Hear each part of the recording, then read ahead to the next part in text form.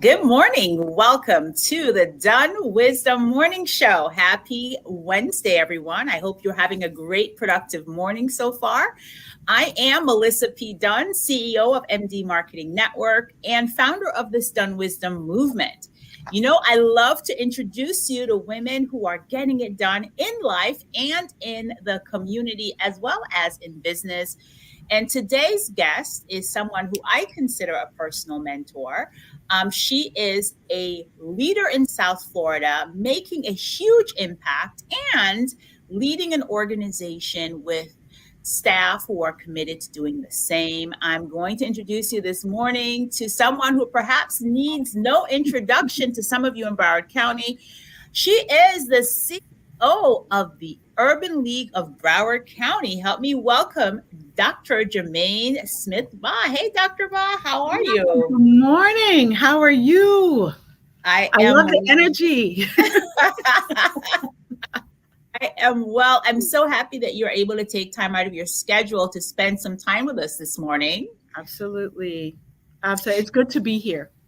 So, Dr. Germaine, what's better for me to call you Dr. Germaine, Dr. Smith-Baugh? What works? I guess it might sound a little gangster, but if you were a part in the Urban League staff, they call me Dr. G. So Dr. Oh, yes, honey. Dr. G. I love it. A little gangster, but it works. Get behind that. I can definitely get behind that. So tell us a little bit about the Urban League, just to put context to the conversation. Yeah, so thanks so much once again, Melissa, for this opportunity to share and to be with you this morning. So the Urban League of Broward County is an affiliate of the National Urban League in New York. So when you think about urban leagues, you think about organizations that are focused on the development of people, families, children that are primarily in the areas of education, entrepreneurship, jobs, justice, housing, and health. So we provide direct services in those 6 primary areas. We've been in this community for over 45 years, since 1975. We serve over 14,000 children and families on an annual basis. And like you said, we are truly committed to the idea of how do we help people move toward greater levels of self-sufficiency, providing those resources and tools that folks need to be successful. And that is something that is repeated across the nation and across the state of Florida. There are actually 9 urban leagues in the state of Florida. Really exciting. Wonderful. And of course, you know, my favorite one is the one in Broward. No shade. None. So Dr. G, help me to understand your journey. Have you always wanted to be in the nonprofit space? So I would tell you that growing up, or at least my first thought of going off to college, was to be an architect. I wanted to be. Yeah, I did not know that. I wanted to be an architect. I was accepted to the University of Miami School of Architecture, their 5-year program. I attended for a year. And frankly, Melissa, I would speak better and more than I could draw. So that was like a thought, like, maybe this is not for me. But the reason that I wanted to be an architect was because I had read a book called Kafir Boy that gave the story of an apartheid South Africa from a Black 10-year-old perspective. And in my time, I knew that apartheid would end. I graduated from high school in 90. And as a result of that, I said, man, I could become an architect, move to South Africa and rebuild all these shanty towns, you know, and make like this big change. So I think it like has like this funny, humorous sense, like, okay, good plan, great thought. But now I see it come full circle in being an architect of community and to make changes, you know, in that way. So I think life comes full circle when you just open yourself up to what your gifts really are. And trust, drawing was not the gift. Wow. It's so funny how a book was what opened that possibility for you. Yeah. And I think it was, you know, when as I recall it, so I would have read this book probably my junior year in high school.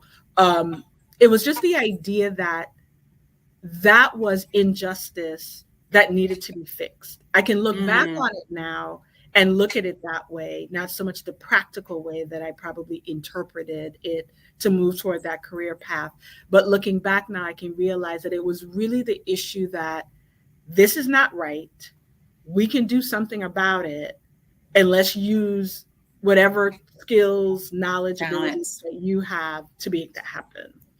Wow. I really believe, Dr. G, that God plants seeds in us along our journey. And sometimes it's not until we are where you are that you look, that's when the seed was planted. That's what that means.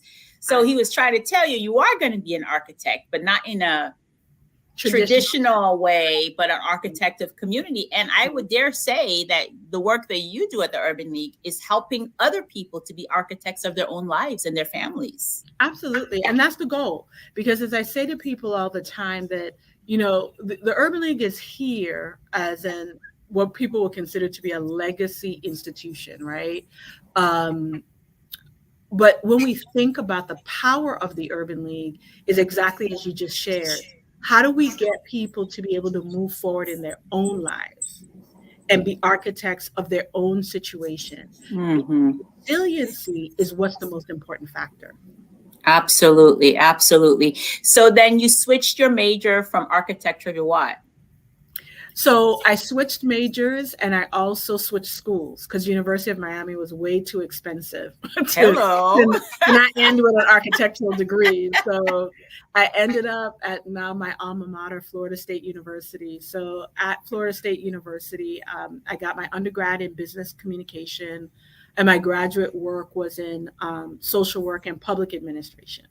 Oh, wow. That's amazing. I'm actually taking 4 Lauderhill girls next week to Broward Days with me, and Florida State is one of the places that we're going to tour. Gotta go. I have to tell you that Florida State, or that experience of being in Tallahassee, was ultimately transformational on many levels.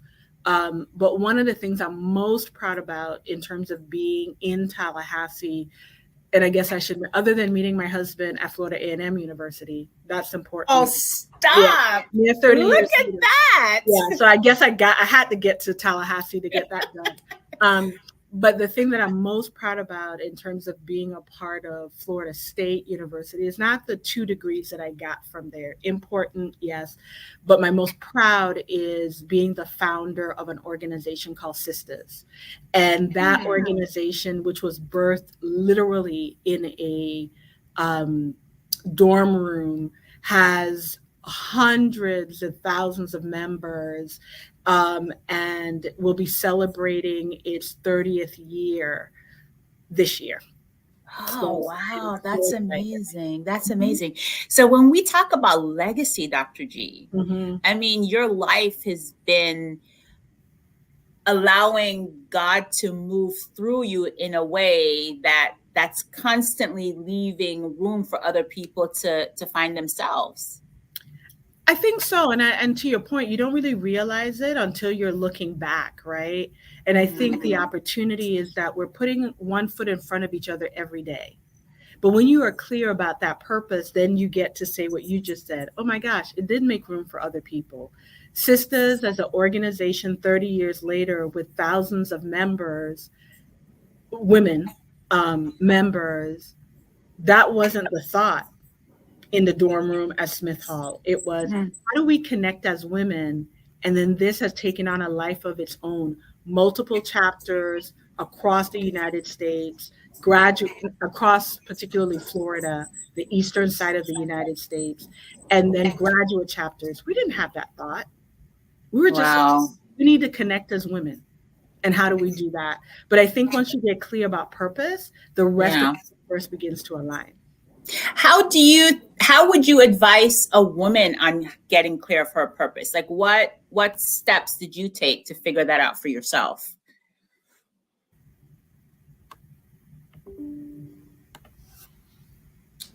Dr. G?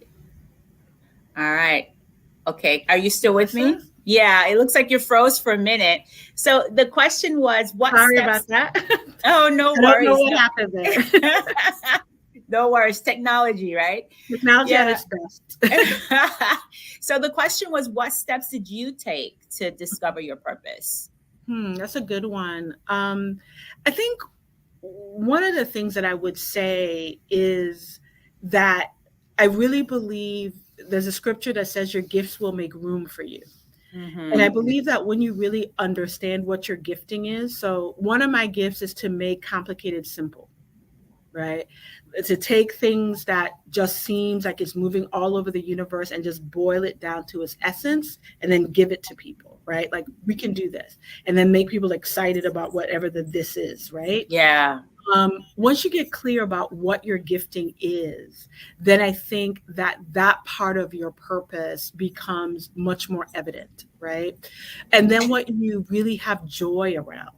I don't, it's fleeting. There are days that I feel happy and, giggly, all of that.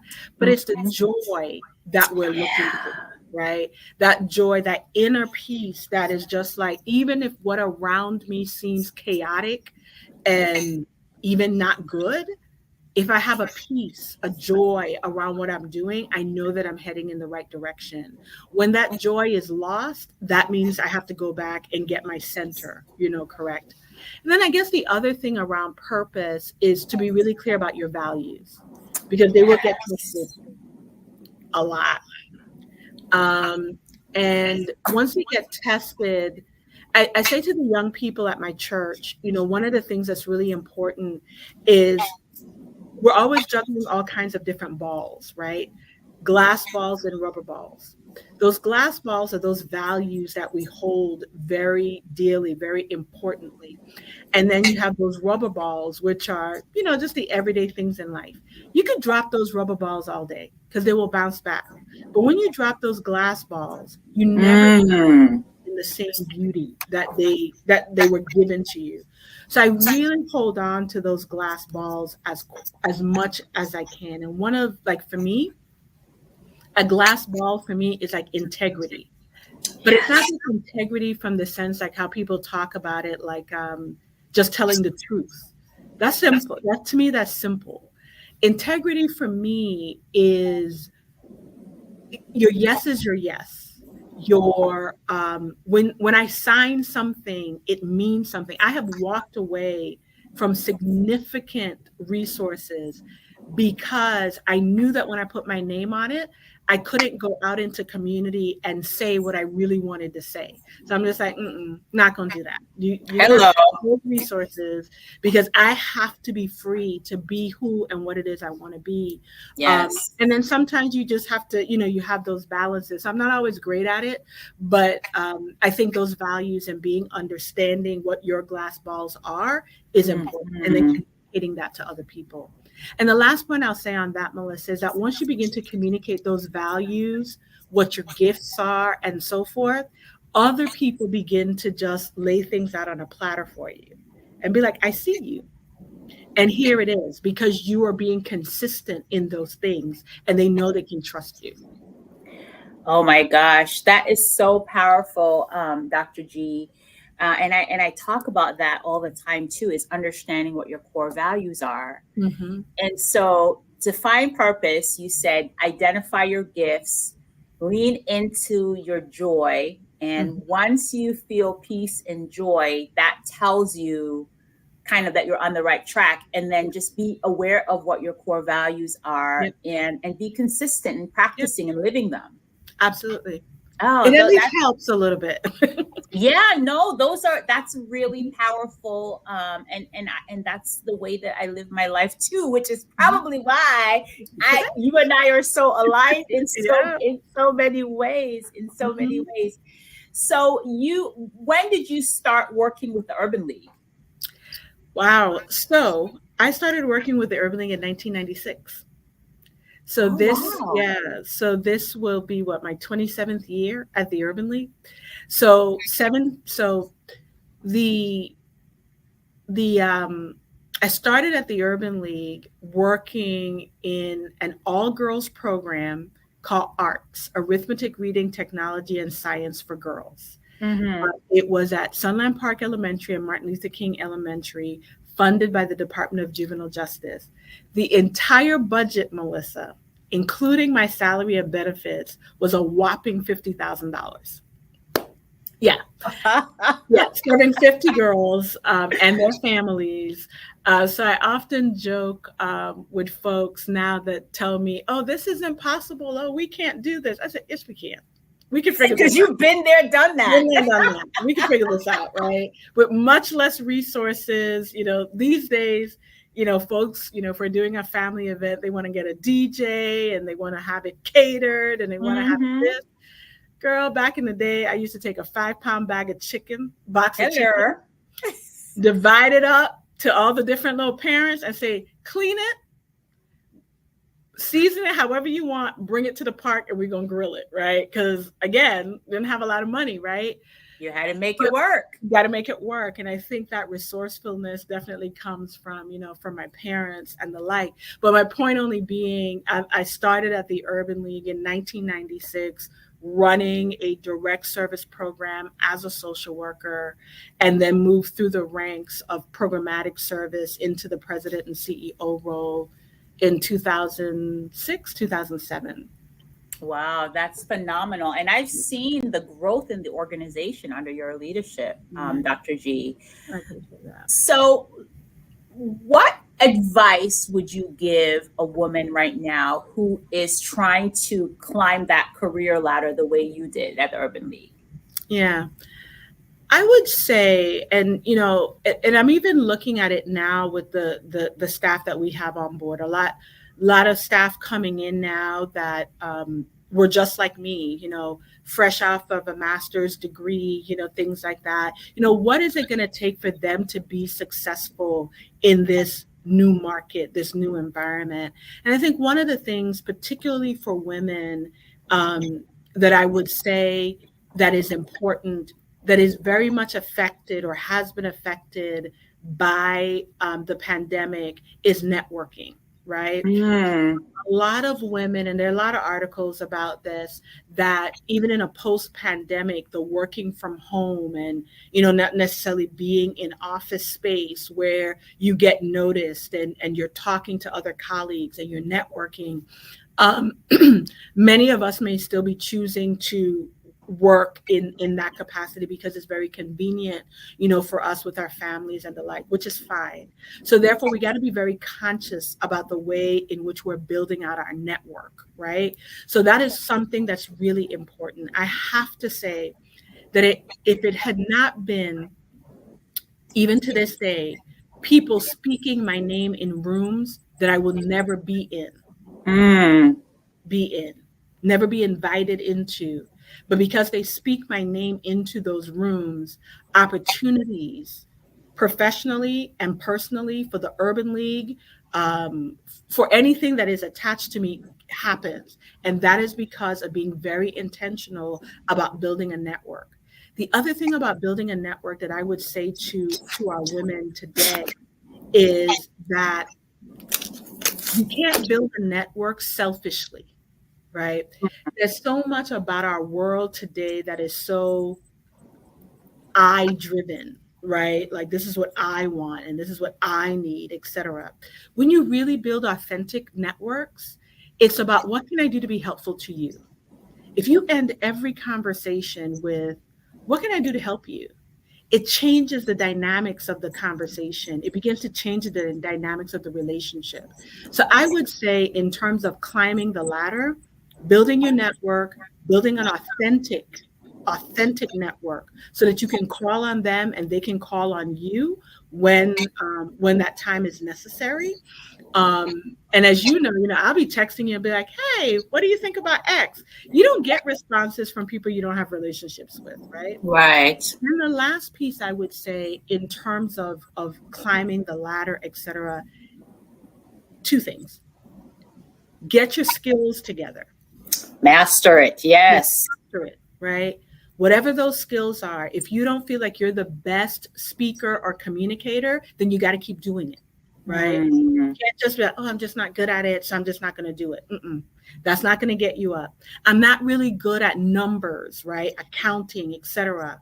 Okay, not a problem. What class are you going to take? right? You don't need to be an accountant, but you need to know what those numbers look like. Like I say to people every time, my complexion looks beautiful actually in orange, but not an orange jumpsuit. So we ain't doing to know about this, right? You and I both, Dr. G. So I'm going to take this class so that I know what's in these books, right? But I will never be your chief financial officer. You don't want me to do that. You want me more on the development side, the fundraising side, the operation side, but you still got to know the skills, right? And then the last piece I would say, Melissa, is know your worth. Yes. There's a lot of people who will want you to do things, desire you to do things, and you got to know what your worth is. And that worth sometimes is a dollar value, right? Knowing how to negotiate that. But your worth is so much more than the dollar, right? Your worth is, how am I going to show up in this room? How am I going to be positioned in this room, right? So once you know your worth, you're going to position yourself with humility where it is that you feel that you need to be. Oh, I love that. And those 4 tips really work well, not just for women looking to climb the career ladder, but for entrepreneurs as well. Absolutely. Building your network, authentic network, and then, adding value to folks, mastering your skill, and then knowing your worth. Because when you know your worth, then you will automatically position yourself to accept nothing less. Nothing less. Those shoulders get pushed back real quick. Yes. Like, no, that doesn't equate. So let's have a different conversation. And it doesn't always mean walking away from the conversation, right? Sometimes it might simply mean we need to sit down and have a different conversation, right? Because sometimes we just throw our hands up and, I don't want to be bothered. But that's the process, right? Of letting people know what you believe your worth is. And when they see it differently, we also have to be open to listening to people who want to pour in. Because I've had people, I give people permission to pull my coattail and be like, if you see me running off the edge, I need you to pull me back, right? Because nobody is perfect. But you have to have those people in your life that you've given permission to say, come here, little girl, sit down. Right. So I've been married for 27 years. We've been together for 30 years. Right. My parents have been married for 67 years. And my in-laws have been married for 53 years or going on 53. I'm trying to get there. Right. So I need to allow myself to be humble, to talk to women who have worked through relationships that 7 and 50 years, right? That have raised their children and still have their right mind, right? So we also have to be humble to have people in our lives who are willing to pull us and say, sit down here, I need to talk to you. And then us doing that for that next generation. I love that. Your kitchen cabinet is what First Lady, our former First Lady calls it in her book. That's powerful. So one of the things that I admire most about you, and I think anytime that I've ever called you to ask you for advice, it's a lot of times around either leadership or having difficult conversations. I experience you as a person who cares deeply about your team and who leads from a place of integrity and from a place of, we're in this thing together. Yeah. Could you share some of your leadership philosophies with us? Yeah, I'm a big proponent. If you ever come to my office, it's filled with books. And people often ask me, have you read all of them? Well, not all of them. I've thumbed through most of them, but there are some that I have read. As you know, one of the books that I have for my team this year is a book called Traction. So all my people leaders, that means anybody who is touching people here at the Urban League, they have to read this book and actually use it as a part of my leadership retreats on a quarterly basis, which again, thank you for being a part of the most recent one. So I would say a couple of tips. One of the things that's really important to me as a leader is exactly as you described. So I have a strategy that actually came to me years ago, is to write a leadership eulogy. And what a leadership eulogy is, we all know, eulogy. Oh, I need one of those. Hold on. Let me write that down for me. Forget about the audience. This one's for me right now. So the eulogy came about because at the passing of my husband's grandfather, who was 90 plus years old, he had lived here in the United States for a part of his life, but majority of his life had been in Jamaica. Mm-hmm. So, if you're from the Caribbean, you have these series of funerals that you go to, right? So the funeral here, the funeral in Kingston, the funeral in Balaclava, and I'm sitting there like, wow, this is a lot, right? But great to honor him. But the thing that I left with was in every single one of those spaces, they spoke about him the same way. And I thought to myself, what would it look like if we wrote, it could be in any way, it could be leadership, it could be any way, but in this case, leadership eulogy, where what do I want people to say about me when I no longer have a voice to defend it? What do I want them to say about my leadership when I can't get up and say, nope, you're wrong, this is the right information, so forth and the like. So whatever that is, then my thoughts, my words, my actions every day have to align to whatever that is.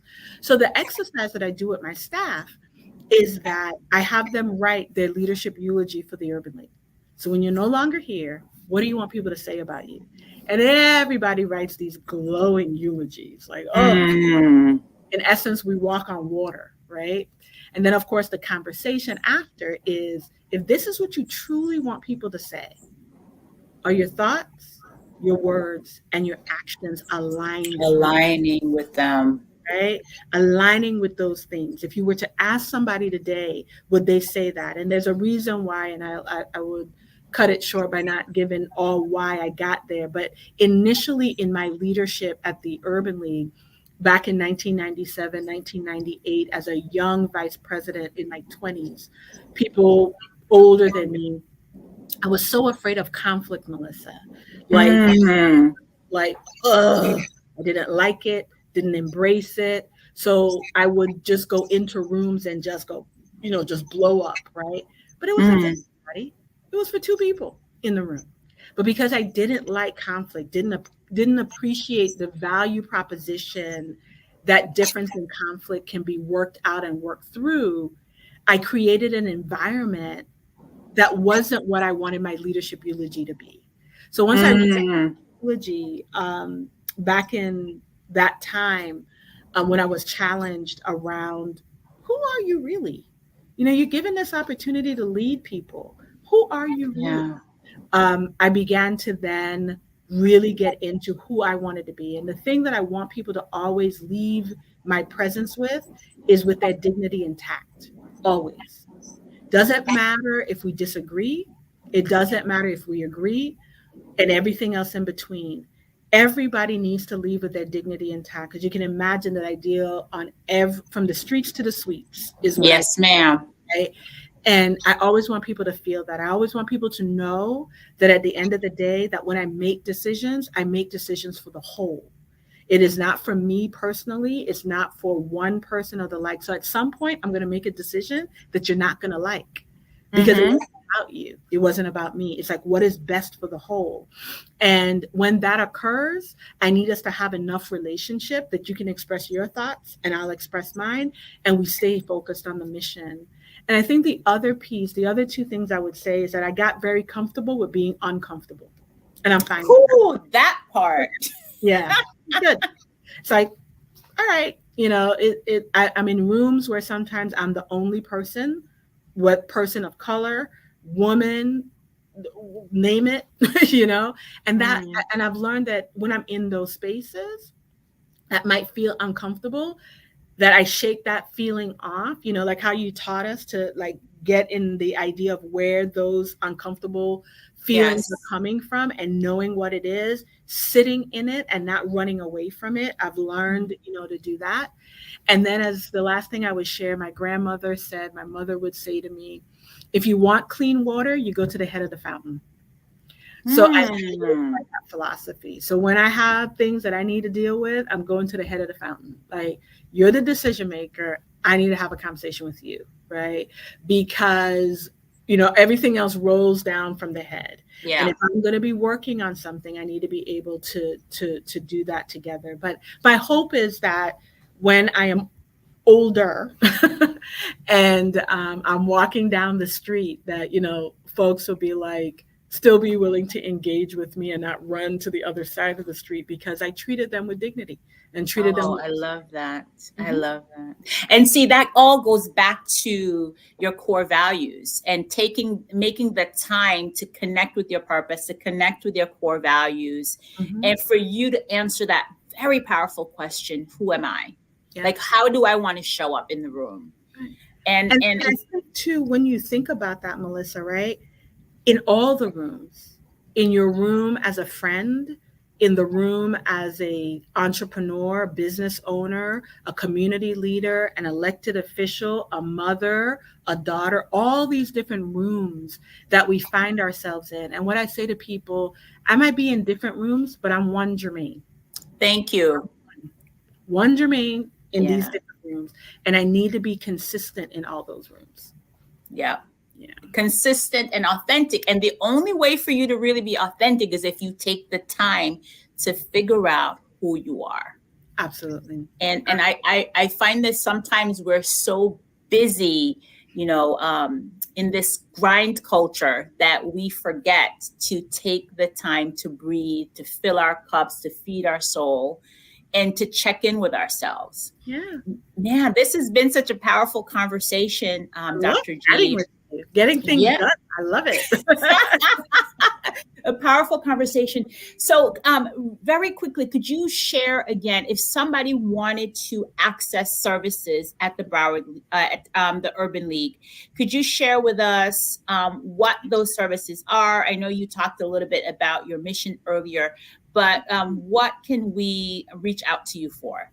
Right. So if you're out there in community and you are ready to, advance your business, after school programs, certifications like skills training, health issues that you might be having, anything in those buckets of education, entrepreneurship, jobs, justice, housing, health, you want to purchase a new home in this very, interesting market, Urban League is here for you. So you can check out all our services and all of our programs at www.ulbroward.org.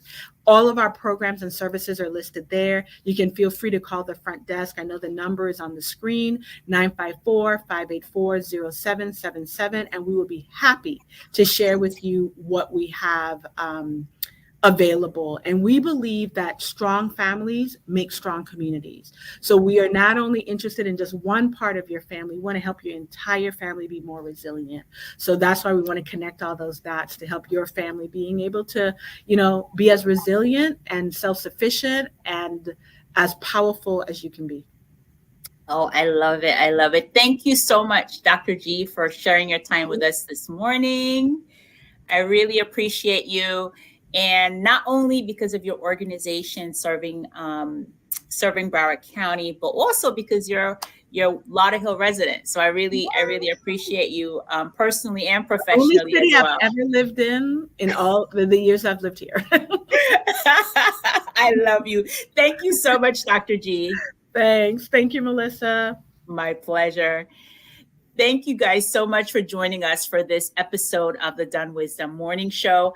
I want to remind you, if you haven't already registered, please go to sixfigurewomeninbusiness.com. My Six Figure Women in Business Summit is scheduled for March 24th and 25th at our beautiful Shadow-Mar Golf Resort in Lauderhill.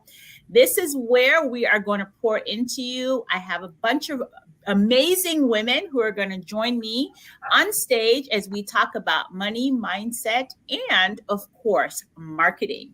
So remember, be kind and loving to yourself today. You absolutely deserve it. Be well, everyone.